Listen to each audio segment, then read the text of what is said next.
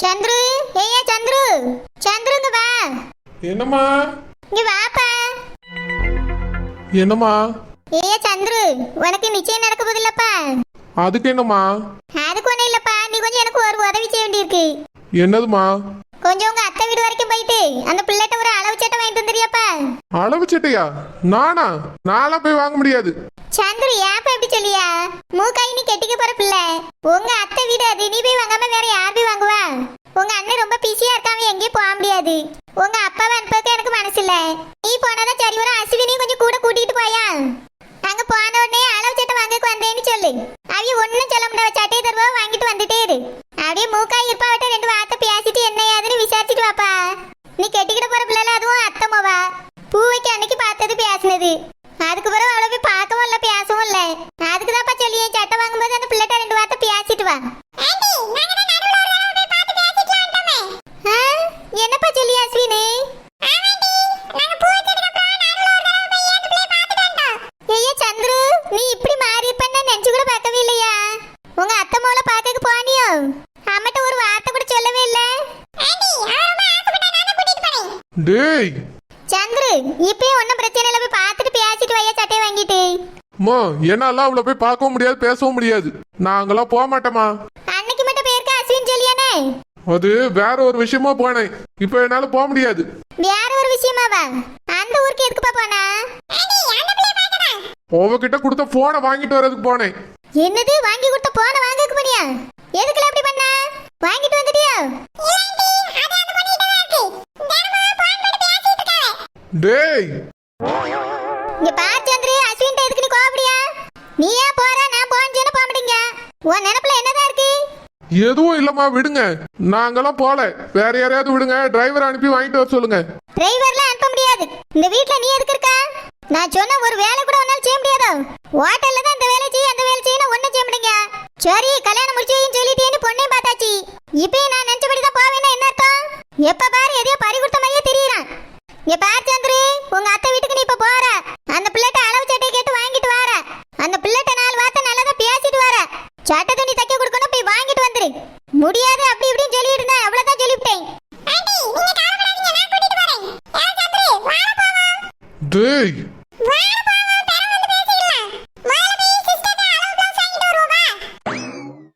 வர வர இவன் சரியில்லையே.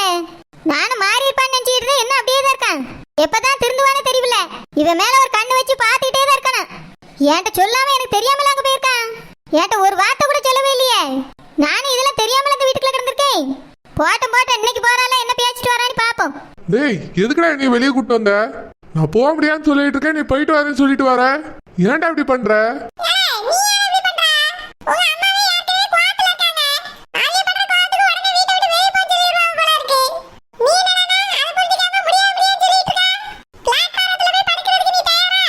அதெல்லாம் எங்க அம்மா சொல்ல மாட்டாங்கடா.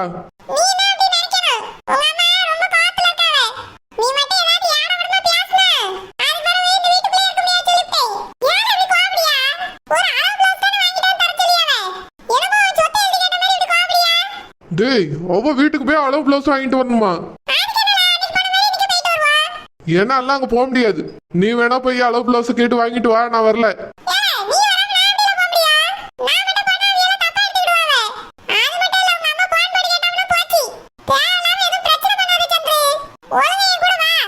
என்னால வர முடியாதுடா.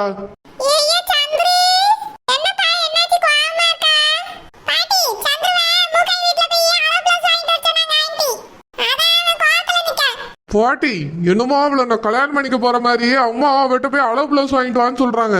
டிரைவர் அனுப்பி வைக்க வேண்டியதானே பாட்டி? அம்மா நான் தான் போனேன்னு சொல்றாங்க. என்ன பாட்டி இதெல்லாம்? எனக்கு அந்த வீட்டுக்கு போறதுக்கே பிடிக்கல.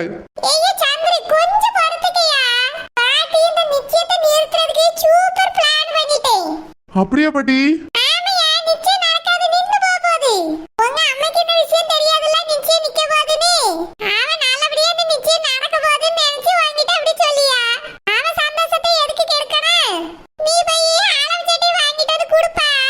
பாட்டி, அளவு பிளஸ் வாங்கிட்டு வான்னு சொன்னா கூட பரவாயில்ல, வெளியே நின்று வாங்கிட்டு வந்துருவேன்.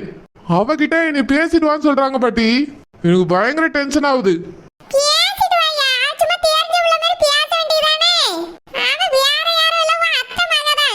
உனக்கு வேற பிள்ளை கூட கல்யாணம்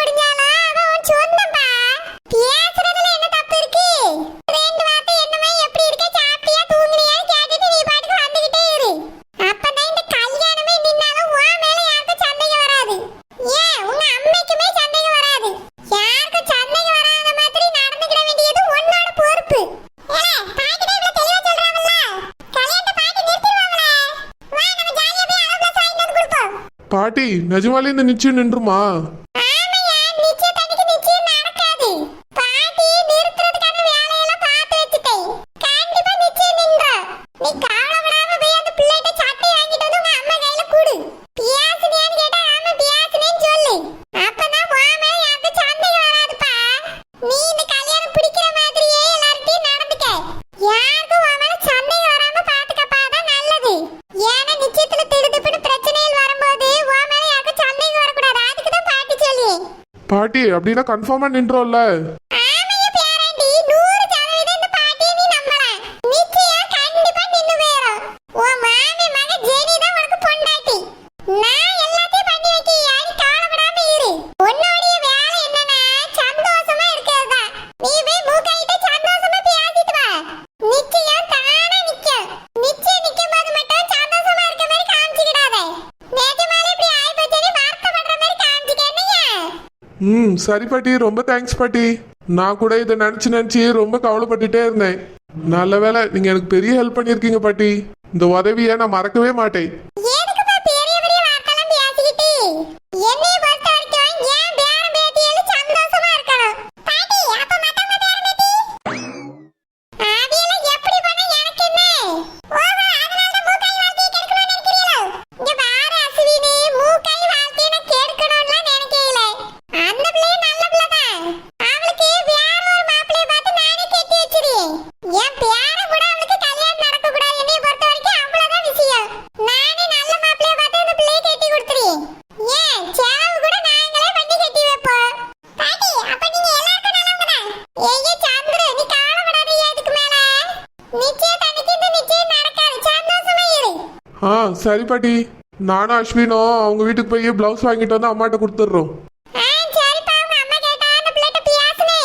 எனக்கு இப்பலாம் அந்த பிள்ளைய பிடிச்சிருக்கு அந்த மாதிரி சொல்லு.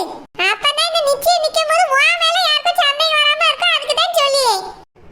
சரி பாட்டி, நீங்க சொல்ற மாதிரியே நடந்துக்கிறேன். மூக்காயிட்டையும் நல்ல விதமாவே பேசுறேன். சரியா பேராண்டி, போயிட்டு வா. சரி பாட்டி, போயிட்டு வரேன். அஸ்வின் வாடா. சரில. என் பேரை நான் சொன்ன ஒரு வார்த்தையை நம்பி எவ்வளவு சந்தோஷப்பட்டுட்டு பாறேன். பாட்டி மேல அவ்வளவு நம்பிக்கை வச்சிருக்கேன். இந்த நம்பிக்கையை நான் கண்டிப்பா காப்பாத்துவேன். யாரும் கவலைப்படாத.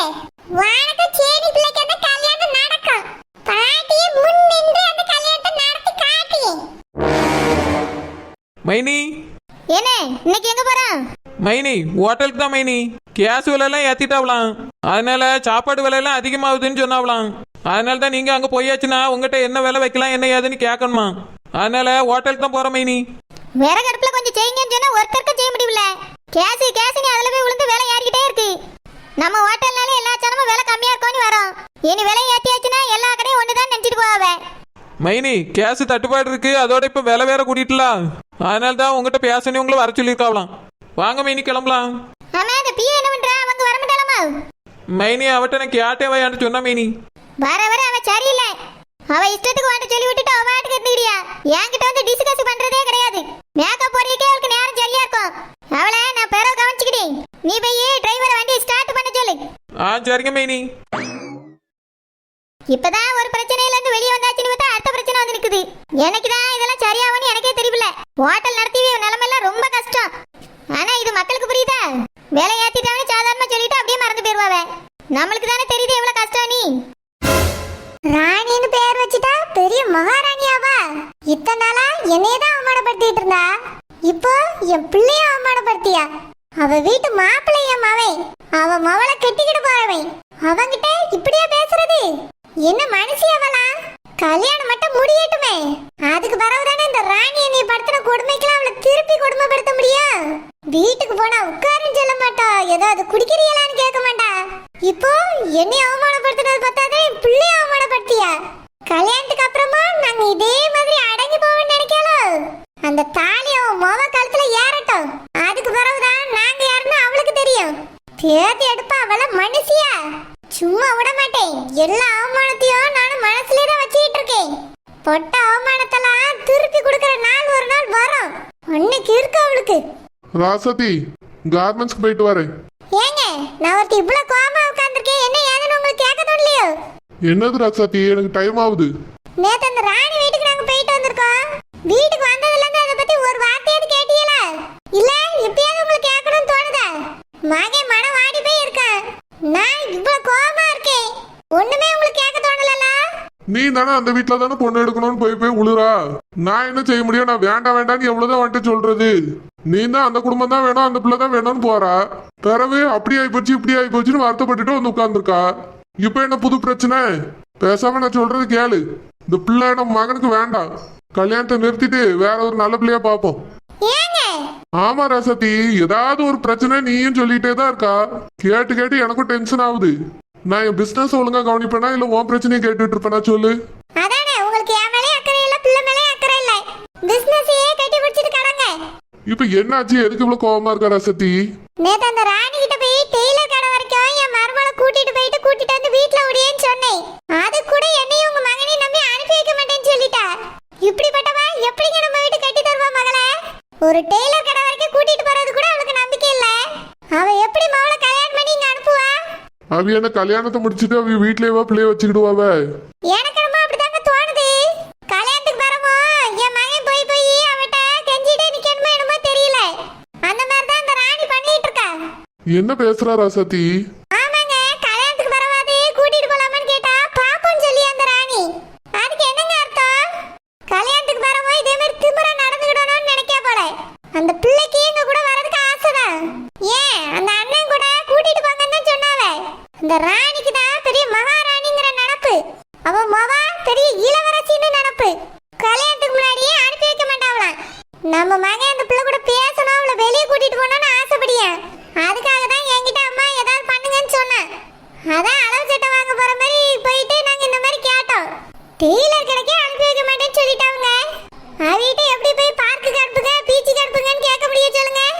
இந்த ராணியை நினைச்சாலே எரிச்சலா வருது. ஜெனியோட அப்பா கூட தன்மையா தாங்க பேசியாரு. கூட்டிட்டு போங்க, அதெல்லாம் ஒன்றும் பிரச்சனை இல்லைன்னு சொல்லியாரு. இந்த ராணி தான் அந்த வீட்டுல ரொம்ப ஆடியா. அவளால தான் எல்லா பிரச்சனையும். நம்ம பிள்ளை அந்த பிள்ளை வெளியே கூட்டு போக முடியலையேன்னு வார்த்தைப்படியா என்கிட்ட சொல்லி. ராசாத்தி, நான் ஒன்னு சொல்றேன், தப்பா எடுத்துக்கிடாத. என்ன? பேசாம நீ எது கல்யாணம் பிடிக்கலன்னு சொல்லி நிறுத்திரு. என்னங்க விளையாடுறீங்களோ? நிஜமா தான் சொல்றேன், எனக்கு என்னமோ சரிப்பட்டு வரும்னு தோணல. அவிய என்ன காரணம்னு கேட்டா நீ இதே காரணமா சொல்லு. என் மகனை அவமானப்படுத்துறிய, எங்களையும் அவமானப்படுத்துறிய, நாங்க சொன்னது எதுவுமே கேட்க மாட்டேங்கிறியன்னு சொல்லு. நம்ம பிள்ளைக்கு வேற இடத்துல நல்ல பொண்ணா பாத்துக்கலாம் ராசத்தி. ஏங்க? ஆமா ராசத்தி, உண்மையதான் சொல்றேன். இந்த பொண்ணு நம்ம மகனுக்கு வேண்டாம், வேற பொண்ணு பார்க்கலாம். இந்த கல்யாணம் பேச்சு ஆரம்பிச்சதுல இருந்து ஏதாவது ஒரு பிரச்சனை வந்துகிட்டே இருக்கு. இந்த ஒரு பிரச்சனையை வச்சு நான் சொல்லல ராசாத்தி. அந்த வீட்டுக்கு பொண்ணு கேட்டு நீ போன அன்னையில இருந்து நானும் பார்த்துட்டு தான் இருக்கேன். ஏதாவது ஒரு பிரச்சனை வந்துட்டு தான் இருக்கு. பேசாம கல்யாணத்தை நிறுத்திட்டு வேற பொண்ணு பாப்போமா? உங்ககிட்ட போய் நானும் சொன்னேன் பாருங்க. மனசு வேதனையா இருக்குன்னு சொன்ன பத்தியெல்லாம் என்னையதான் சொல்லணும். நீங்க போய் உங்க வேலையை போய் பாருங்க, போங்க.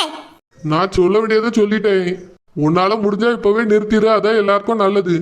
நாள் போயிட்டு தான் ஒன்றும் பண்ண முடியாது. ஏன்னா நீ சொல்றது பார்த்தா எனக்கும் பயமா தான் இருக்கு, கல்யாணத்துக்கு அப்புறம் இதே மாதிரி நடக்குமோன்னு. அதே நானும் என் மகனும் பாத்துக்கிட்டியும்.